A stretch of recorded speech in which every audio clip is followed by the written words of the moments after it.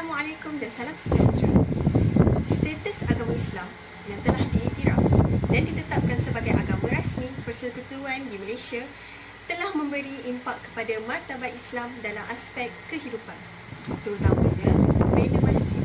Perkara ini menjawab segala persoalan mengenai peranan masjid serta kedudukannya dalam sistem pentadbiran Islam, di mana ianya menjadi pusat perkembangan ilmu dan juga pusat pelbagai aktiviti sama ada pentadbiran, politik, agama serta komuniti. Baik, kita ikuti temu bual dari Yakin bersama ahli-ahli lain. Okey, terima kasih saya ucapkan kepada saudari Amalina. Jadi di sini saya ingin mengajukan beberapa soalan berkaitan dengan nilai-nilai adalah Islam yang mana diterapkan dalam kehidupan masyarakat di Malaysia khususnya. Baik, soalan pertama saya kepada saudari Wan Hazlin. Baik, soalan pertama, apakah faktor yang mempengaruhi kecenderungan masyarakat dalam mengimarahkan masjid itu sendiri? Assalamualaikum warahmatullahi wabarakatuh. Nama saya Wan Nur Hazlin binti Wan Osman, bernombor metri I19304-163. Okey, antara faktor kecenderungan dalam masyarakat mengimarahkan masjid iaitu mengadakan kepelbagaian aktiviti dakwah dengan sebanyak mungkin secara terbuka yang bercirikan pemupukan nilai positif sosial dalam kalangan masyarakat Islam ataupun bukan Islam, seperti menganjurkan majlis ilmu iaitu majlis ceramah, yang kedua gotong royong, kursus dan sebagainya. Okey, seterusnya ialah dari yang berkaitan dari segi pengurusan dana iaitu kutipan derma ataupun sedekah yang dapat daripada masyarakat dapat kita salurkan pula kepada masyarakat dalam bentuk kerohanian, iaitu mengadakan kuliah keagamaan, sambutan hari kebesaran Islam, pengurusan jenazah dan perkuburan Islam. Dengan perkara itu dapat kita menarik lagi masyarakat untuk berkunjung ke masjid dan melakukan ibadah dan kebaikan, dan juga menghidupkan suasana masjid yang lebih makmur. Sekian daripada saya. Assalamualaikum. Okay, seterusnya saudari Aina. Soalan saya, seperti mana kita sedia maklum bahawa tamadun Islam berkembang pesat daripada zaman Rasulullah SAW sehinggalah pada zaman kini. Jadi pada pendapat Cik Aina sendiri, apakah contoh pusat tamadun Islam di negara kita? Dan apakah yang Cik tahu tentang tamadun Islam, dan apakah cara untuk kita menonjolkan lagi tamadun Islam di masjid khususnya? Pada pendapat saya, contoh pusat tamadun Islam di negara kita adalah masjid. Kerana apabila masjid dijadikan sebagai pusat tamadun Islam, maka roh di zaman kegeminangan dan keagungan Islam dapat dikembalikan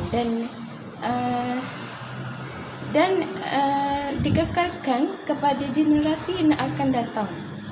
Yang saya tahu tentang tamadun Islam ialah tamadun Islam adalah sangat megah pada zaman Rasulullah SAW dan para sahabat. Iaitu dapat dibuktikan dengan pencapaian Islam dalam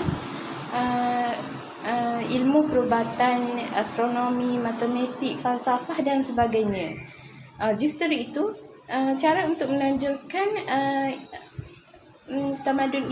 pusat tamadun Islam di masjid ialah dengan memamerkan sejarah dan biodata tokoh-tokoh Islam seperti Ibn Sina, Imam Ghazali dan Al-Jabir dan sebagainya. Okay, baik, seterusnya saudari Zaimah. Okay, soalan saya, apakah sejarah yang membuktikan bahawa masjid itu sangatlah penting dalam perkembangan dan juga penyebaran agama Islam itu sendiri, serta siapakah yang terlibat dan apakah tindakannya. Selain itu, apakah usaha yang perlu dilakukan oleh semua lapisan golongan masyarakat yang berada di Malaysia khususnya. Sejarah telah membuktikan bahawa masjid ni adalah merupakan satu institusi yang amat penting dalam perkembangan dan penyebaran agama Islam dan sesuai dengan gelaran sebagai rumah Allah. Masjid ni merupakan tempat yang mulia dan menjadi simbol penghubung antara manusia dan Allah Subhanahu Wa Taala. Di samping itu juga pihak-pihak yang terlibat dalam pengurusan masjid perlulah mempunyai minda yang terbuka, berfikiran kritis dan kreatif untuk merangka dalam pelaksanaan pelbagai program yang boleh melahirkan ummah yang cemerlang.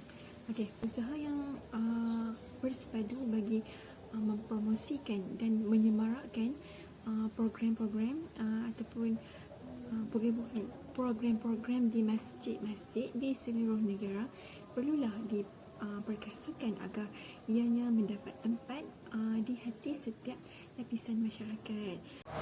Dan untuk soalan terakhir saya kepada saudari Abdah, soalan saya, apakah antara landasan ataupun medium yang boleh kita gunakan bagi membina masyarakat yang berakhlak sejurus dalam pembinaan masjid pada era masa kini?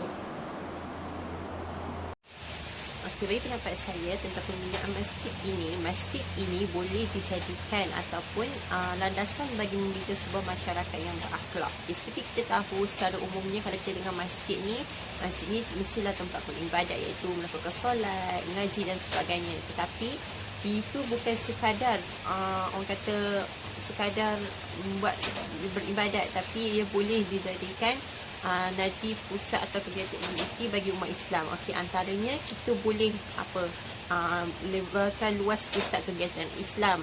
Lepas tu kita boleh juga membuat satu pusat kebajikan kaunseling. Yang ketiga, kita juga boleh melakukan aktiviti yang berkaitan wanita ke remaja ke kanak-kanak.